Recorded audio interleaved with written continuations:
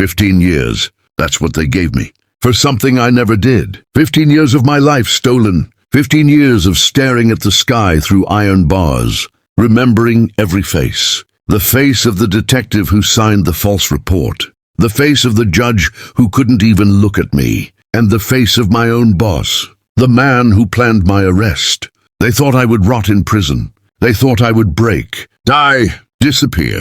But I survived. And when the prison gates finally opened, I didn't walk out broken. I walked out hardened, like steel. My name is Ethan Carter, and I have only one thing left: revenge. And a short list of names. The night everything ended. Rain was falling hard that night. Not the gentle kind. The kind that feels like the sky is angry. Ethan Carter sat inside an old police SUV parked behind an abandoned building. The engine was off. Silence filled the car, except for the pounding rain and his heavy breathing. On the passenger seat lay a worn leather folder. Ordinary paperwork to anyone else. But to Ethan, that folder weighed more than concrete, because inside it was the end of Chief Inspector Harrison. Evidence, corruption files, photographs, witness statements, secret accounts. Proof that Harrison wasn't just a police chief. He was the king of crime in the city. Ethan had spent 6 months gathering it. 6 months of living like a ghost, knowing that one wrong move would get him killed. But he couldn't stop. He was one of the last honest cops left. A dying breed. Tomorrow morning, he planned to drive straight to the FBI headquarters. Not through local channels, not through dirty colleagues. Straight to the top. It was the only way. But tomorrow never came. Headlights in the mirror. A sudden flash of bright light exploded in the rearview mirror. High beams. Blinding. Ethan squinted, turning his head, and his blood froze. A black sedan was speeding toward him. Too fast. No! He reached for the ignition. Screech! Tires screamed, and boom! The sedan slammed into the back of his SUV with a brutal OODA.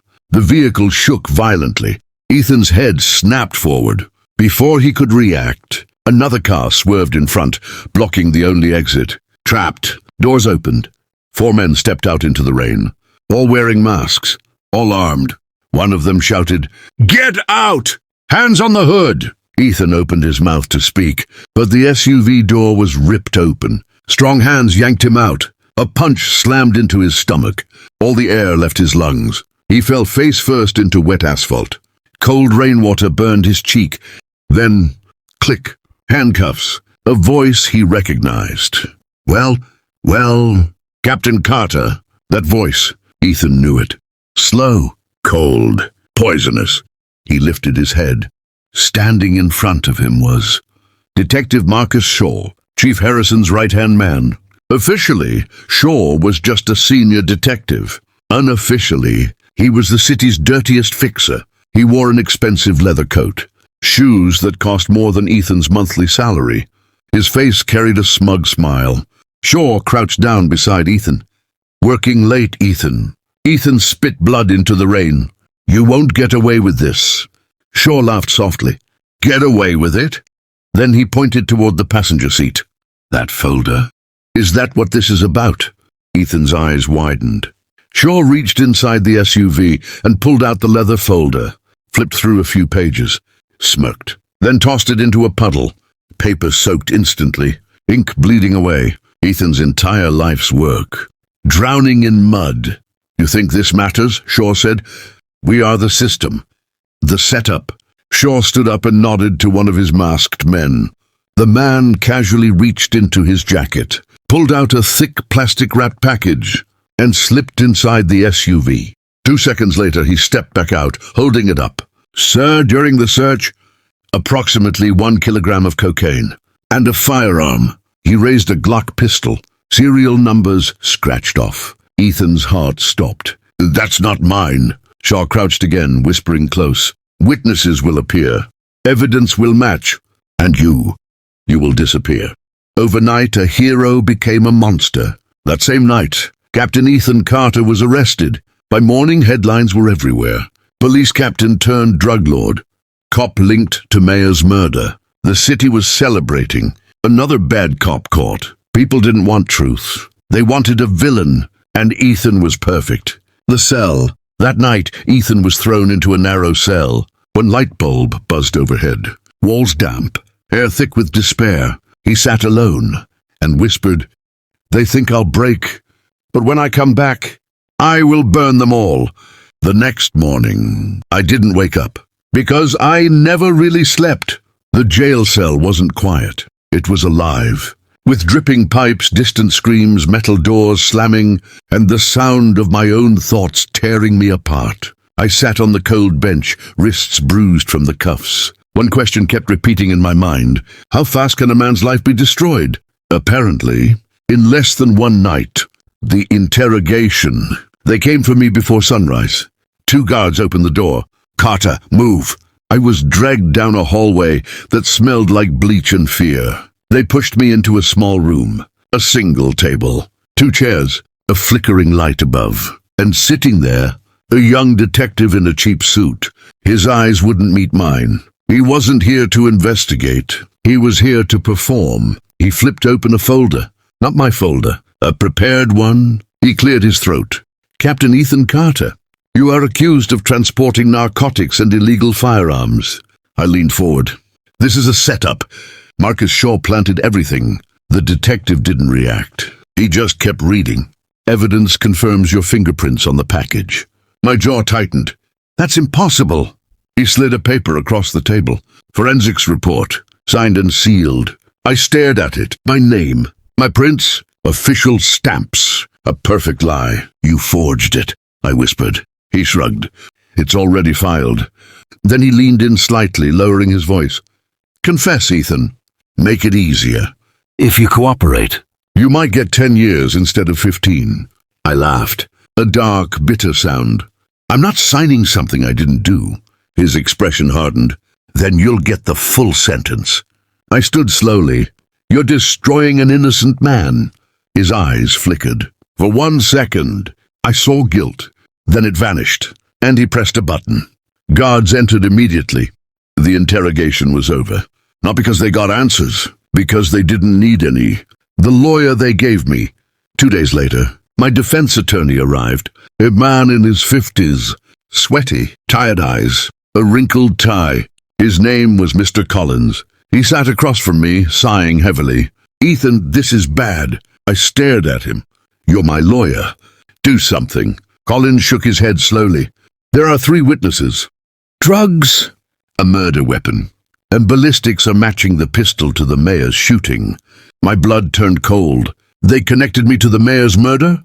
Collins nodded. "They want you buried." I clenched my fists. "This is Harrison Shaw. They're behind it." Collins lowered his voice. "I know." Then he looked around nervously. "But you can't win this." I leaned closer. "So what? I just accept it." Collins swallowed. "My advice. Take the deal. Say you made mistakes. Say you were desperate. The judge might show mercy." I stared at him. Then my voice dropped like ice. "Get out." He blinked. "What?" I said, "Get out." I'd rather rot than lie. Collins hesitated, then stood. As he left, he muttered, "Then God help you." No, God wasn't coming. No one was. The only person I needed. A week passed. Then they allowed one visitor, my wife, Sophia. When she entered the visitation room, I barely recognized her. Her face was pale, her eyes swollen, her hands shaking as she picked up the phone. "Ethan." Her voice broke. "Sophia, look at me. I didn't do this." She swallowed hard. "I want to believe you." "Then believe me." Silence. Her eyes dropped to the floor. "They came to our house." My heart stopped. "Who came?" "Men." They said they were police. They searched everything. They took money. They took my jewelry. I slammed my fist against the glass. "That was Shaw." Sophia's voice trembled. "They warned me. They said if I kept talking, my sister might lose her job. And accidents happen." I felt something twist inside me. "They threatened you." She nodded. Tears rolled down her cheeks. "I'm scared, Ethan. I can't sleep. Every sound outside feels like someone is coming." I pressed my forehead against the glass. "I'm sorry." Then her voice became barely audible. "I filed for divorce." The words hit harder than any punch. My mouth opened, but nothing came out. Sophia cried harder. I can't do 15 years. I'm not strong enough. I wanted children, a normal life. I can't live waiting outside a prison. My chest burned. Sophia, I love you. I know, she whispered, but love doesn't stop monsters. She placed the phone down slowly, stood up, and walked away without looking back. The moment she disappeared through the door, something inside me died, the last piece of warmth, the last reason to hope. All that remained was cold rage. The trial, the courtroom was packed. Cameras, reporters, people hungry for scandal. They weren't here for justice. They were here for entertainment. The prosecutor spoke like a machine. Captain Ethan Carter abused his badge, trafficked narcotics, participated in murder.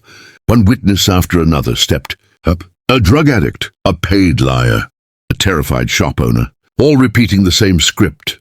And then I saw him, front row, Chief Inspector Harrison, sitting like a king, smiling, watching me burn. When it was his turn to speak, he stood slowly. His voice filled the room. It breaks my heart to see corruption in our ranks. But men like Carter destroy public trust. I asked the court to punish him to the fullest extent. The room murmured in approval. I wanted to scream, but I stayed silent because I understood something. This wasn't a trial. It was an execution. The sentence. Finally, the judge looked down at me. Cold eyes, no emotion. In the name of the law, Ethan Carter, you are found guilty. My heart pounded. Sentenced to... She paused. Then 15 years in maximum security prison. The words echoed like gunshots. 15 years. Harrison smiled wider. Shaw nodded once. And just like that, my life was over. Guards grabbed my arms. Chains clinked. Cameras flashed. As they dragged me away, I turned my head, locked eyes with Harrison, and I mouthed one promise. I will return. They didn't even let me breathe after sentencing. No time to process. No time to say goodbye. The system doesn't give you closure. It only gives you chains. 2 guards shoved me into the back of a transport van. The metal doors slammed shut. Darkness swallowed everything. I heard the lock click. And just like that, Captain Ethan Carter was gone. Prisoner Carter had begun. The ride. The prison transport wasn't a bus. It was a cage on wheels. Steel benches. No windows. Only small holes cut into the metal for air. There were other men inside. Silent. Broken. Some whispered prayers. Others stared at nothing. The van smelled like sweat, rust, and hopelessness. One man across from me leaned forward. What you in for? I didn't answer. He studied my face. You're a cop. I didn't deny it. His lips curled. Yeah, I can tell. The atmosphere changed instantly. In prison, being a former police officer isn't dangerous. It's a death sentence. A rival. After hours, the van stopped. Voices shouted outside. Gates groaned open. Cold air hit my face as they dragged me out. I looked up. Concrete walls. Guard towers. Floodlights cutting through grey clouds. Barbed wire wrapped around the facility like a spider web. A sign above the entrance read, Black Ridge Penitentiary. Maximum security. I'd heard rumors. Men went in here and came out as ghosts. Or didn't come out at all. A guard shoved me forward. Move. The gates closed behind us. The sound was final. Like a coffin lid. In take, they stripped me of everything. My clothes, my name, my past. They handed me a rough uniform. Stiff boots. A number. No one called me Ethan anymore. To them, I was just inmate 444721. A guard with dead eyes looked at my file. Former officer. I said nothing. He smirked. You're gonna have a hard time. Then he leaned closer. People like you don't last long here. The cell block. They marched me down a corridor lined with cells. Men shouted, banged metal cups, laughed like animals. Some stared at me through the bars. Hungry eyes, predators sensing weakness. Then I heard it. Fresh meat. The guard stopped in front of a cell, opened the door, shoved me inside. Welcome home. The door slammed. I was inside. A small concrete box. 2 bunks. A toilet in the corner. And sitting on the lower bunk was my cellmate, a massive man with shaved head tattoos crawling up his neck. He looked up slowly, smiled. Not friendly, not human. His voice was gravel. Well, what do we have here?